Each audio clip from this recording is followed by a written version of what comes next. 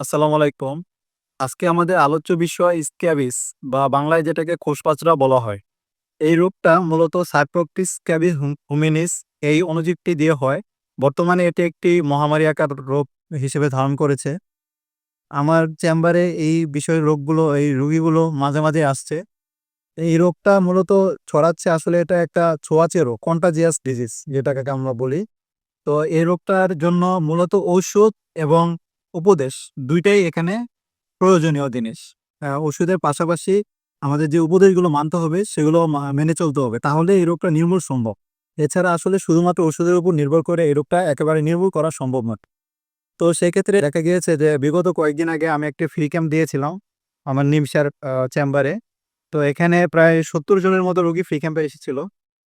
তো এই ৭০ জনের ভেতরে প্রায় ৩০ থেকে ৩৫ জন রোগী ছিল এই স্ক্যাবিস রোগে আক্রান্ত বা স্কিন রোগে, চর্মরোগে আক্রান্ত আরকি।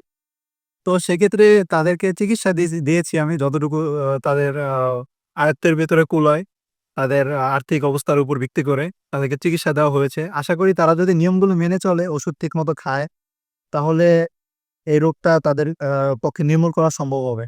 তো আমার ২ চেম্বারে বিশেষ করে নিমসার এসআর মেডিকেল হল, এই চেম্বার এখানে আমি সপ্তাহে ৪ দিন বসছি। আ সোম, মঙ্গল, বুধ, বৃহস্পতি সকাল ১০টা থেকে দুপুর ২টা। আর বাংলা বাজারে শনি, রবি, মঙ্গল, বুধ বিকাল ৪টা থেকে রাত ৮টা পর্যন্ত। তো এই ২ চেম্বারে আমি রুগী দেখছি।